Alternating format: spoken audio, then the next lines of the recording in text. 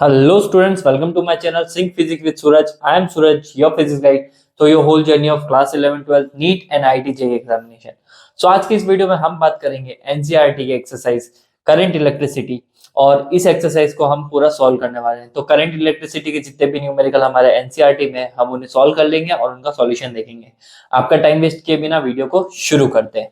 तो सबसे पहला जो हमारे पास में क्वेश्चन आ रहा है वो क्या लिखा है 3.1 The storage battery of a car has an EMF of 12 volt. If the internal resistance of a battery is 0.4 ohm, what is the maximum current that can be drawn from a battery? ठीक है, question में information देख लेते हैं हमारे पास में क्या क्या दे रखा है। एक स्टोरेज बैटरी कार की जिसके पास में ईएमएफ मतलब ईएमएफ की वैल्यू कितनी दे रखी है 12 वोल्ट दे रखी है। If the internal resistance of the battery is this, तो स्मॉल आर की वैल्यू कितनी है 0.4 ओम। What is the maximum current that can be drawn from the battery? तो सीधी सी बात है, हमें I की वैल्यू पूछी है, बट इसने बोला है मैक्सिमम। I मैक्सिमम वैल्यू बताओ। तो आपको क्या करना है, मैक्सिमम वैल्यू के लिए पूछा है तो मैक्सिमम वैल्यू तभी फ्लो होगी जब बैटरी में कोई बाहर से कोई रेजिस्टेंस बिल्कुल भी नहीं है। तो बाहर से जब कोई रेजिस्टेंस नहीं है तो आर की वैल्यू कितनी, जीरो। आर की वैल्यू जीरो है तो अब हम क्या करेंगे, सॉल्व कर लेते हैं इसको।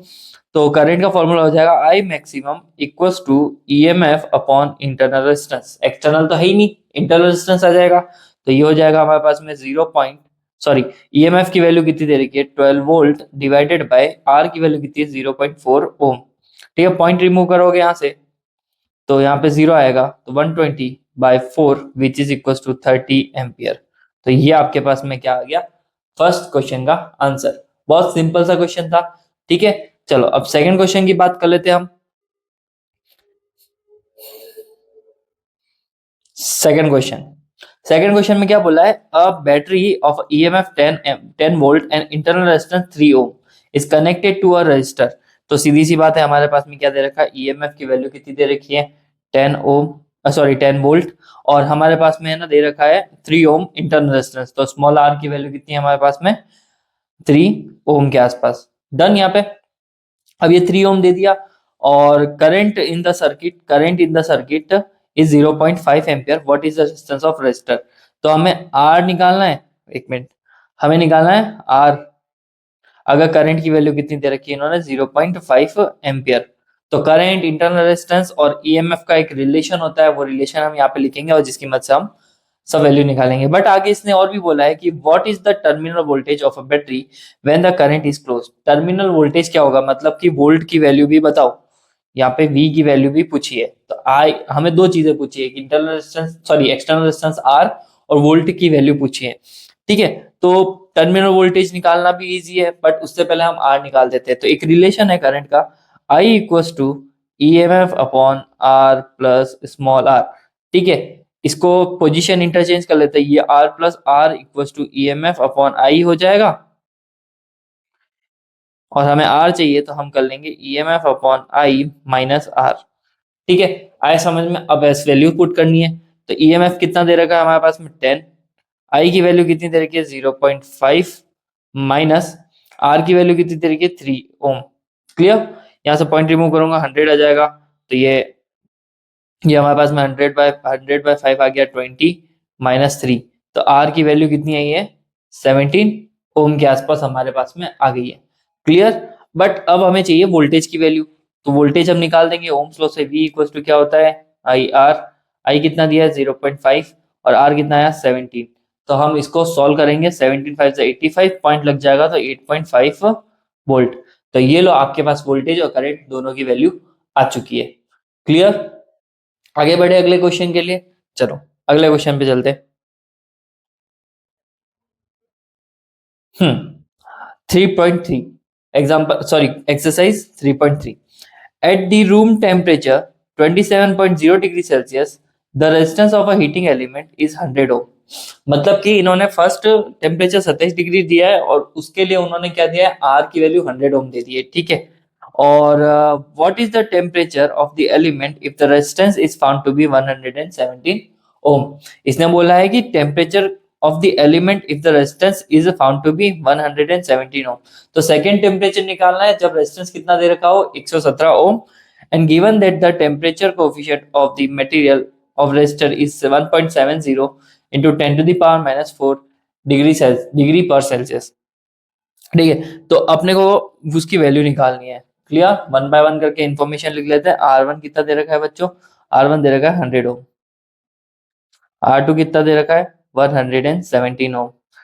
T1 टेम्परेचर कितना दे रखा है? अगर मैं इसकी बात करूं T1 की, तो वो दे रखा है 27 डिग्री सेल्सियस। और T2 की बात करूं तो वो हमें पता करना है, जहां पर अल्फा की वैल्यू कितनी दे रखी है? 1.70 into 10 to the power minus का 4 पर डिग्री सेल्सियस। ठीक है, ये हमारे पास में इंफॉर्मेशन दे रखी है। अभी हमें क्या करना है, इसको सिंपल सा सॉल्व ही करना है। तो देखो हमारे पास में फॉर्मूला होता है, अल्फा का फॉर्मूला होता है हमारे पास में।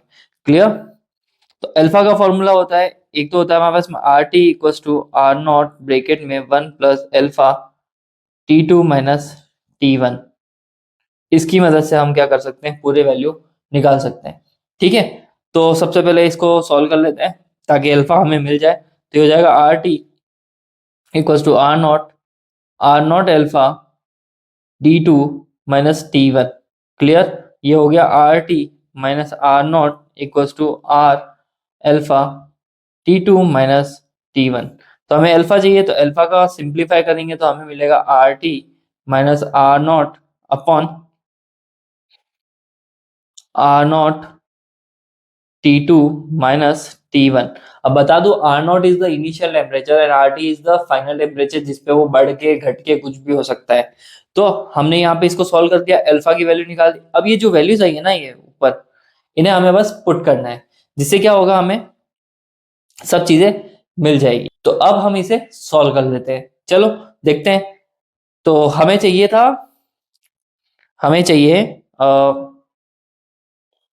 T1 चाहिए, सॉरी T2 चाहिए हमें यहाँ पे। ठीक है, T2 चाहिए, तो एक काम करते हैं, इसको ऐसे लिख देते हैं, T2 minus T1 equal to R T minus R naught upon R naught alpha. ठीक है, ये क्या रहेगा, थोड़ा सिंप्लीफाई रहेगा करने के लिए। तो ये हो गया हमारे पास में T2 minus T1 equal to R T की वैल्यू कितनी दी है इन्होंने, यहाँ पे हमारे पास में मतलब सेकंड वाले रेजिस्टेंस की वैल्यू दे रखी है 117 और फर्स्ट वाले की दे रखी है 100। तो हम इन वैल्यूज को पुट कर लेंगे, 117 100 divided by 100 multiply by alpha की वैल्यू कितनी दी है 1.70 into 10 to the power minus 4। ठीक है, इसको सॉल्व करते हैं, तो ये ऊपर हो गया 17, नीचे हो गया 100 और ये हो गया 1.70 और ये हो गया 10 टू द पावर माइनस 4। ठीक है, इसको सॉल्व करेंगे तो यहाँ से पॉइंट रिमूव करूंगा तो यहाँ पे एक 100 लग जाएगा, 100 से 100 कैंसल आउट। ठीक है, और इस 17 से ये 10 टाइम्स कैंसल आउट, तो ऐसा हो जाएगा ये 1/10 into 10 to the power minus 4 which is equal to 1/10 to the power minus 3 which is equal to 1000। ठीक है, तो ये आ रहा है हमारे पास में T2 minus T1 equal to 1000, तो T2 equal to 1000 plus T1, तो ये हो जाएगा 100 प्लस 27 और ये हो गया 1027 डिग्री सेल्सियस। तो ये आपके पास में किसकी वैल्यू आ गई, सेकंड टेम्परेचर की। तो सेकंड टेम्परेचर हमारे पास में 1027 डिग्री सेल्सियस के आसपास हमारे पास में आ रहा है। क्लियर, चलो आगे बढ़ते हैं। आगे हमारे पास में क्वेश्चन में क्या दे रखा है, a negligibly small current is pass through a wire of length 15 metre. ठीक है, हमको क्या दे रखी है, लेंथ दे रखी है, तो सबसे पहले लिख देंगे हम L equal to 15 metre. Clear, आगे क्या दिया है क्वेश्चन में, and uniform cross sectional area 6.0 into 10 to the power minus 7। तो एरिया कितना दे रखा है 6.0 into 10 to the power minus 7 and its resistance is measured to be 5 ohm. R की वैल्यू दे रखी है 5 ohm. What is the resistivity of material at the temperature of experiment. ठीक है, तो अब मैं ना रेसिस्टिविटी की वैल्यू निकाल दी, सीधी सी बात है बच्चों, रेसिस्टिविटी निकालना बहुत ईजी है। आर इक्वल टू क्या होता है, रो एल अपॉन ए, ये होता है। तो रो का फॉर्मूला, रो हमारे पास में क्या होती है, रेजिस्टिविटी, ये हमें निकालनी है। तो ये हो जाएगा आर ए अपॉन एल। ठीक है, यहाँ पे हमारे पास में सब वैल्यूज है, तो सारी वैल्यूज पुट भी कर लो। आर की वैल्यू कितनी है 5, एल ए की वैल्यू कितनी है 6 into 10 to the power minus 7 और नीचे हमारे पास में लेंथ कितनी दे रखी है 15 मीटर। ठीक है, तो यहाँ पे हमें उसको सॉल्व करना है, सीधी सी बात है। ये 5 वन जा 5, ये 3 टाइम्स, 3 वन से ये कट गया 2 टाइम्स, तो रो इक्वल्स टू कितना आ रहा है 2 इंटू 10⁻⁻7। ठीक है, ओम इंटू मीटर इसकी क्या होती है ऐसे यूनिट, ओम इंटू मीटर। तो ये हमारे पास में क्या आ गया, रो की वैल्यू आ गई है। क्लियर, 2 इंटू 10⁻⁷, हाँ ये हमारे पास रो की वैल्यू आ चुकी है। चले अगले क्वेश्चन की तरफ बढ़े, चलो। तो क्या पूछा है इस क्वेश्चन में देख लेते हैं। इस क्वेश्चन में पूछा है 3.5 में पूछा है अ silver wire has a resistance of 2.1 ohm at the 27.5 degree Celsius, a resistance of 2.7 ohm at 100 degree Celsius, determine the temperature coefficient of resistivity of a silver। ठीक है, तो बहुत ही सिंपल सा है, देखो दो टेम्परेचर दो रेजिस्टेंस दे रखे हैं और हमें क्या निकालना है यहाँ पे, अल्फा की वैल्यू निकालनी है, टेम्परेचर कोफिशिएंट अल्फा की वैल्यू निकालनी है। तो देखो R1 है हमारे पास में 2.1 ओम, R2 है हमारे पास में 2.7 ओम, ये हमारे पास में T1 है 27.5 ओम और T2 है हमारे पास में 100 डिग्री सेल्सियस। तो वही फॉर्मूला लग जाएगा, अल्फा इक्वल्स टू क्या होता है R T minus R naught upon, आप इसको है ना आर टी और आर नॉट से नहीं अगर पढ़ना चाहते हैं तो ये होता है R2 - R1 upon R1 bracket में T2 माइनस T1। ऐसे भी पढ़ सकते हो आप, टू का मतलब आर टी सर्टेन टेम्परेचर पे रेजिस्टेंस और आर नॉट मतलब इनिशियल रेजिस्टेंस जो हमारे इनिशियल टेम्परेचर पे आएगा। क्लियर, तो ये हो गया हमारे पास में वैल्यूज, पुट करनी है हमें कुछ भी नहीं है। तो देखो R2 की वैल्यू है 2.7, ये हो गया 2.1, ये हो गया 2.1, यहाँ पे आ जाएगा हमारे पास में 100 माइनस 27.5 ओम, सॉरी डिग्री सेल्सियस। वैल्यूज को माइनस करेंगे और सिंप्लीफाई करके हम इसको सॉल्व करने की कोशिश करेंगे। तो ये हो गया हमारे पास में 0.6 अपॉन 2.1 और ये हो गया 100 माइनस ये आ रहा है हमारे पास में कितना, तो ये 72.5 के आसपास हमारे पास में वैल्यूज आ रही है।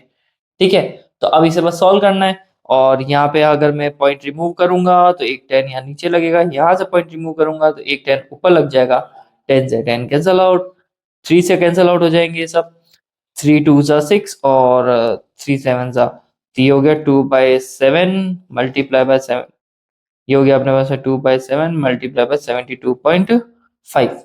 क्लियर, चलो अब देखते हैं इसको सॉल्व करने के बाद में हमारे पास में क्या वैल्यू आ रही है। फटाफट तुम्हारे टाइम बचाने के लिए मैं कैलकुलेटर यूज कर लेता हूँ यहाँ पे। ठीक है, तो ये हो जाएगा हमारे पास में 72.5 मल्टीप्लाई बाय 7, तो ये हो गया हमारे पास में 2 डिवाइडेड बाय 507.5। ठीक है, तो ये हो गया 2 डिवाइडेड बाय 507.5, तो ये आ गया बच्चों आपके पास में 0.0039।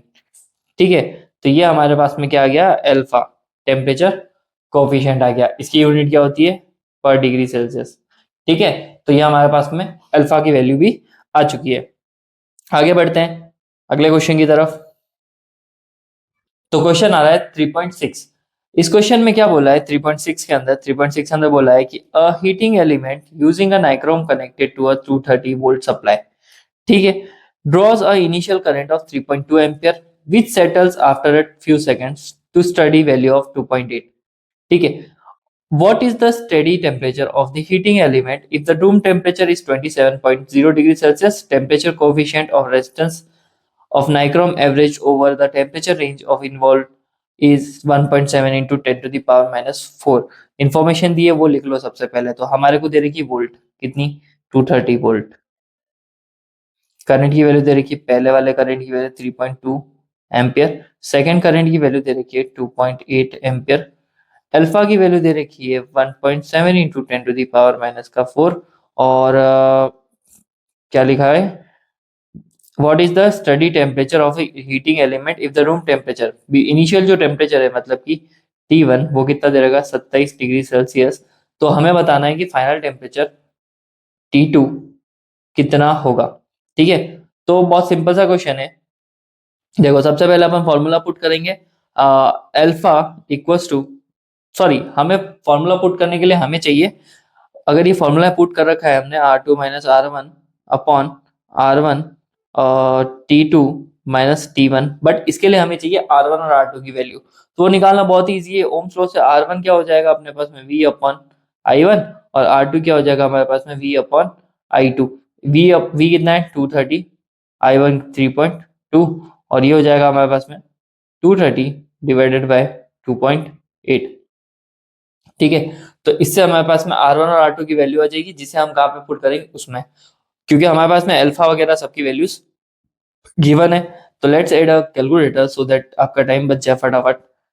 तो ये हो गया हमारे पास में कितना 230 डिवाइडेड बाय 3.2, तो ये आपके पास में आ रहा है 71.8 एंड सेकंड हमारे पास में है 230 डिवाइडेड बाय 2.8, सॉरी 2.8, तो ये हो गया हमारे पास में 82.14। हमारे पास में R1 और R2 की वैल्यू आ चुकी है। अब हमें क्या करना है, इसको सर सिंपल सा सॉल्व करना है। तो हमारे पास R2 और R1 की वैल्यू अगर आ गई है तो हम क्या करेंगे यहाँ पे, तो अल्फा की वैल्यू है 1.7 इंटू 10⁻⁻4, R2 कितना 82.14 माइनस 71.8 डिवाइडेड बाय 71.8 और T2 माइनस T1 है। ठीक है, इसको इधर सिंप्लीफाई कर देते हैं तो ये हो जाएगा T2 minus T1 equals to, अब यहाँ पे हम वैल्यूज को माइनस कर लेते हैं तो ये हो जाएगा 82.14 माइनस 71.8, तो ये हो गया हमारे पास में 10.34 डिवाइडेड बाय 71.8 इंटू हमारे पास में क्या है, जो भी वैल्यू है क्या कहते हैं इसकी वैल्यू, हाँ 1.7 इंटू 10⁻⁻4। तो इसको सिंप्लीफाई कर लेते हैं, खत्म करते हैं जल्दी जल्दी। 71.8 इंटू 1.7, तो ये आपके पास में आ रहा है बच्चों 10.34 अपॉन 122.06 और ये 10 ऊपर चला जाएगा +4 हो जाएगा। ठीक है, हम इसको और सिंप्लीफाई कर लेते हैं तो ये अभी बचेगा हमारे पास में 10.34 डिवाइडेड बाय 122.06। ठीक है, तो ये हमारे पास में आ रहा है 0.0847 इंटू 10⁻4। ठीक है, यहाँ तक हमारे पास में आया वैल्यू। तो अब क्या करेंगे, अब यहाँ पे T2 माइनस T1, तो ये हो जाएगा T2 इक्वल्स टू, देखो यहाँ पे T2 माइनस T1 को हम लिख देंगे 847, क्योंकि देखो 4 जीरो से मल्टीप्लाई 4 जीरो कैंसिल आउट है ना, तो यहाँ अगर पॉइंट हटाओगे तो 4 जीरो लगेंगे यहाँ पे। ठीक है, इससे ये पूरा कैंसिल आउट, तो ये हो गया 847, तो हमारे पास में T2 की वैल्यू आएगी 847 प्लस 27, तो कितना हो गया 847 प्लस 27 कितना हमारे पास में 874।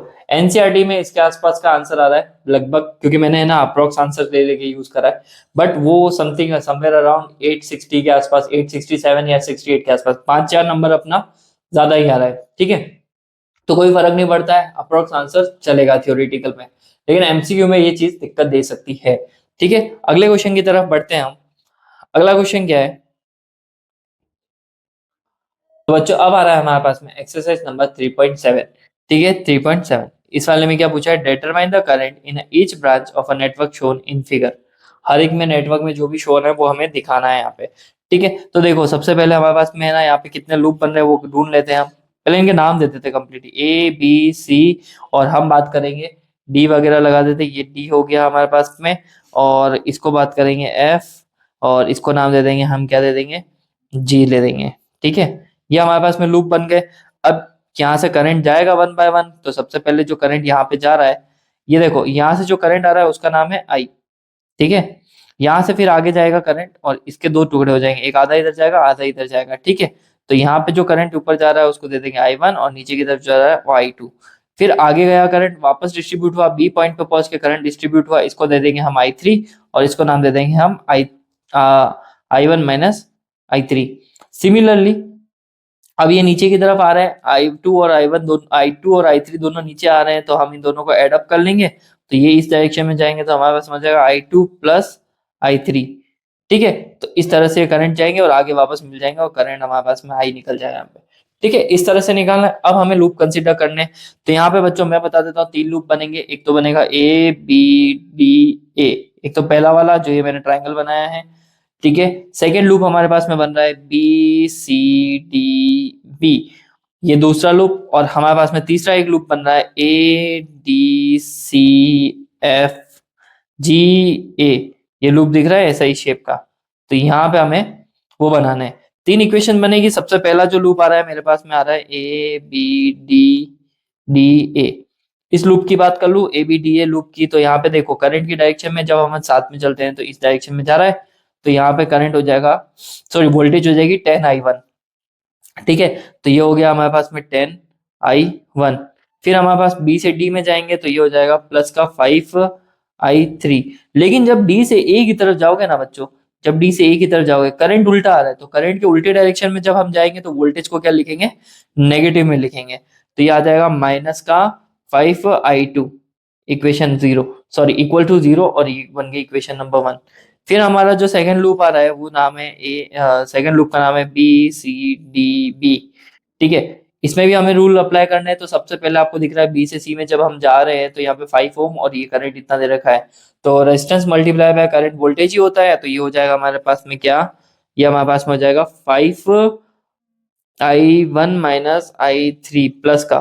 फिर इसी तरह से ही नीचे आएगा तो यहाँ पे दिख रहा है 10 ओम और ये करंट इतनी दे रखी है, तो हो जाएगा प्लस का 10i2 प्लस i3। और फिर हम जाएंगे अपन बी डी से बी की तरफ, तो ये आ जाएगा माइनस का 5i3 equals to 0, equation number 2। ठीक है, अब हमारे पास में आएगा तीसरा loop A D C D F G. बताऊं कौन सा loop, A D C F G A, ये। ठीक है, तो इस लूप में भी 1 बाय 1 करके हम कंसीडर कर लेते हैं। सबसे पहले ए से डी की तरफ जाएंगे, ए से डी की तरफ आ रहा है 5i2। ठीक है, तो ये आ गया हमारे पास में क्या, 5i2 प्लस, फिर आ रहा है हमारे पास में 10i2 प्लस i3। ठीक है, और ऐसे करके हमें देखना है आगे। फिर इसके बाद में आ रहा है हमारे पास में बैटरी का नेगेटिव टर्मिनल पहले, तो यहाँ पे लगा लो नेगेटिव 10 इक्वल्स टू क्या आ जाएगा हमारे पास में 0। इसको सिंप्लीफाई कर लो, 5i2 plus 10i2 plus i3 equals to 10। ये इक्वेशन नंबर 3 हो गई। इन तीनों इक्वेशंस को तुम्हें सब्स्टिट्यूशन एलिमिनेशन मेथड की मदद से सॉल्व करना है और तुम्हें इनके आंसर्स निकालने हैं। ये तुम्हारा होमवर्क रहेगा कि किस तरह से तुम इन इक्वेशंस को सॉल्व करते हो। देखो एक सिंपल सा तरीका है, ये जो पहली इक्वेशन है ना, इसमें आपको क्या करना है, i3 और i2 को एक साइड लेके i1 की वैल्यू निकाल लो सबसे पहले। ठीक है, फिर इसमें है ना i2 की वैल्यू निकाल दो, फिर इसमें है ना i3 की वैल्यू निकाल दो। तीन अलग इक्वेशन में i1 i2 i3 की वैल्यू निकाल। फिर हर एक वैल्यू में i1 i2 और i3 किसी एक इक्वेशन में डालो दो वैल्यूज को। जैसे यहाँ से i1 निकाल दिया और यहाँ से i3 निकाल दिया। ठीक है, अब i1 और i3 की वैल्यू कहाँ डालेंगे, हम यहाँ पे डालेंगे, और जिससे हमें i2 मिल जाएगा। और उसी तरह से हम सॉल्व करेंगे, जैसे एक मिला हमें तो हमें दूसरी वैल्यूज मिलना शुरू हो जाएगी। तो ऐसे करके हमें इसको सॉल्व करना है। ठीक है, तो मैं बता देता हूँ तुम्हारे पास में i1 i2 और i3 की वैल्यू कितनी है।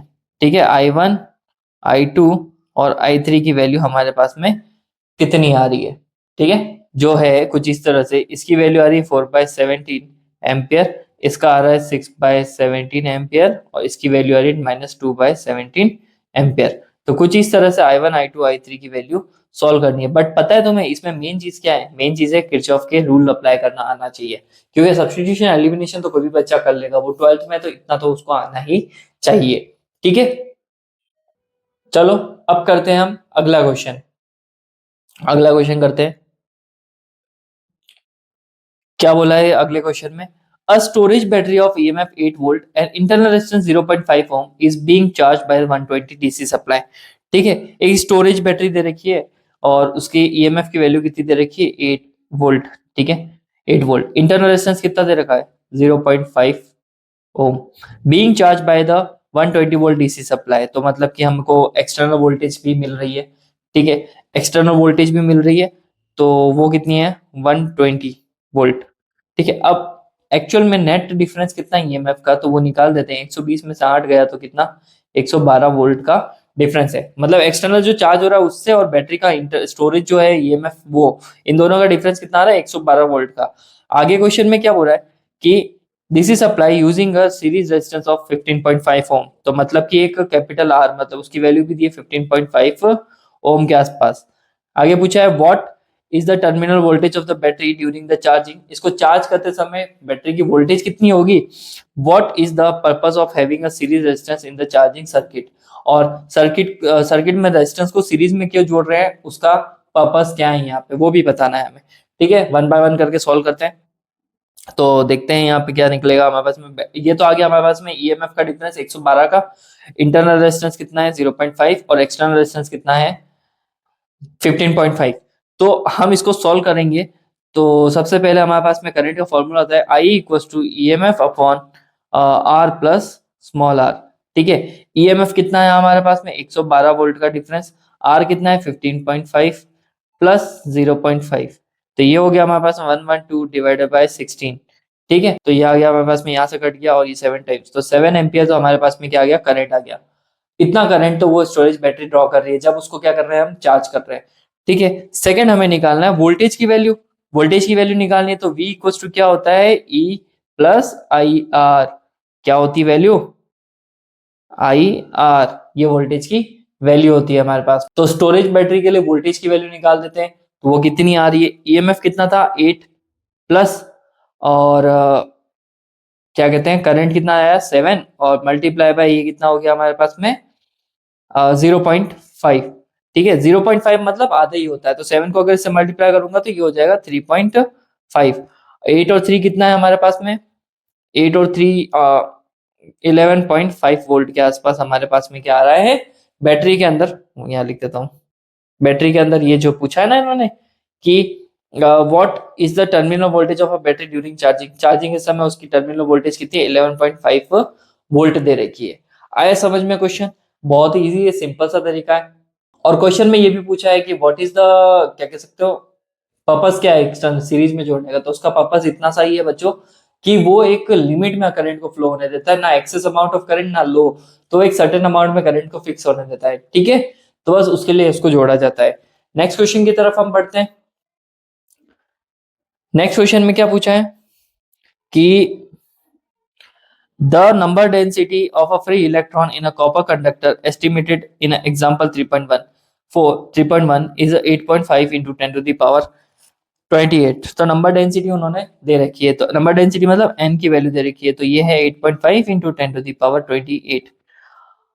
How long does an electron take to drift from one end of a wire 3 meter long. तो हमें क्या क्या इन्फॉर्मेशन दे रखी है यहाँ पे, वायर की लेंथ कितनी दे रखी है 3 meter, to its other end the area of cross section area ये भी दे रखा है 2 into 10 to the power minus का 6 and it is carrying a current of 3 ampere. तो आई की वैल्यू भी दे रखी है 3 एम्पियर। क्वेश्चन में ये पूछा है कि उसको कितना टाइम लगेगा, एक वायर है जिसकी लंबाई 3 मीटर है, एक पॉइंट से दूसरे पॉइंट तक जाने में, किसको टाइम लगेगा, इलेक्ट्रॉन को। जहां पर उस वायर के अंदर है ना इलेक्ट्रॉन्स का नंबर डेंसिटी कितनी दे रखी है, इतनी, वायर की लंबाई इतनी दे रखी है, उसका क्रॉस सेक्शनल एरिया और आई दे रखा है। तो ये बताओ कि एक पॉइंट से दूसरे पॉइंट तक जाने में इलेक्ट्रॉन को कितना टाइम लगेगा। ठीक है, सिंपल सी चीज है। अपने को सबसे पहले फॉर्मूले यूज करने हैं, तो देखो ड्रिफ्ट वेलोसिटी का फॉर्मूला लग जाएगा VD, drift velocity equals to I, sorry I equals to N E A V D, है ना। तो ड्रिफ्ट वेलोसिटी निकाल देते सबसे पहले, तो ये हो जाएगा I divided by N E A, values put करनी है हमें वन बाय वन करके। 3 नंबर डेंसिटी, ये हमारे पास में क्या क्या दे रखा है इन्होंने, तो ये हमारे पास में क्या क्या दे रखा है, n की वैल्यू तो हो गई हमारे पास में 8.5 into 10 to the power minus 10 to the power 28, और इसको मैं नीचे सॉल्व कर लेता हूँ। ठीक है, तो V D equals to I upon N E A, I हो गया हमारे पास में कितना 3, नंबर डेंसिटी कितनी हो गई 8.5 इंटू 10 टू दी पावर 28, ये हो गया 1.6 into 10 to the power minus 19, area कितना दे रखा है 2 into 10 to the power minus का 6। तो ये सारी वैल्यू हमें सॉल्व करनी पड़ेगी। तो यहाँ पे इसको एडजस्ट कर लेते हैं, ये हो गया 8.5 इंटू 1.6 इंटू 2, और इधर हो गया 1/10 to the power 28, 10 to the power 19, और ये 10 to the power माइनस का 6। तो ये सारी वैल्यूज को सॉल्व करने के बाद में एक सर्टेन आंसर आएगा, वो होगा हमारे पास में drift velocity 1.1 into 10 to the power -4। ठीक है, ड्रिफ्ट वेलोसिटी कितनी हो जाएगी -4, -4 में डाउट आ रहा है, -4, हाँ -4 ही है, -4 मीटर पर सेकेंड। ये आ गई आपके पास रिप वेलोसिटी। अब टाइम पूछा है तो टाइम का फॉर्मूला क्या होता है, टाइम इक्वल्स टू क्या होगा हमारे पास में, डिस्टेंस अपॉन वेलोसिटी। ठीक है, डिस्टेंस कितनी दे रखी है 3 मीटर, और वेलोसिटी आई है 1.1 इंटू 10⁻⁻⁴। ठीक है, तो इसको हमें सॉल्व करना है। तो 1.1 के आसपास आ रहा है, यहाँ से जाएगा रिमूव होगा 30, 11 टू 22.7, फिर बचेगा 1 3 के आसपास, और 2.73 10⁻⁴। तो इतना आपके पास आसपास में आंसर आ रहा होगा। ये जो है हमारे पास में टाइम पीरियड है, और इतना टाइम पीरियड लग रहा है एक इलेक्ट्रॉन को एक पॉइंट से दूसरे पॉइंट की तरफ जाने के लिए। ठीक है, तो ये था हमारे पास में एनसीईआरटी एक्सरसाइज 3 के सारे क्वेश्चंस, और इसके सारे क्लियर हो गए होंगे डाउट्स। अगर फिर भी कोई अगर आपको रहता है कि हाँ भाई सर ये समझ में नहीं आया वो समझ में आया, तो कमेंट सेक्शन में जरूर पूछिए, मैं आपका आंसर वहां पे दे दूंगा, और अलग से वीडियो भी ले आऊंगा अगर आपको फिर भी डाउट आता है तो। ठीक है, अच्छे से पढ़ो, एग्जाम बहुत ही पास में है, और बस ध्यान रखो हेल्थ का, खाने का ध्यान रखो, डाइट अच्छी रहेगी तो आपके एग्जाम में फोकस अच्छा बनेगा, और डाइट अच्छी रहेगी तो आपका फोकस अच्छा बनेगा पढ़ने में। तो पढ़ाई का ध्यान के साथ साथ में खाने पीने का भी थोड़ा ध्यान रखना, फास्ट फूड वगैरह ना खाए। और अगर वीडियो पसंद आई तो लाइक कीजिए, शेयर कीजिए, और कमेंट जरूर कीजिएगा। ठीक है, और मिलते हैं हम नेक्स्ट वीडियो में, तब तक के लिए बाय बाय, टेक केयर।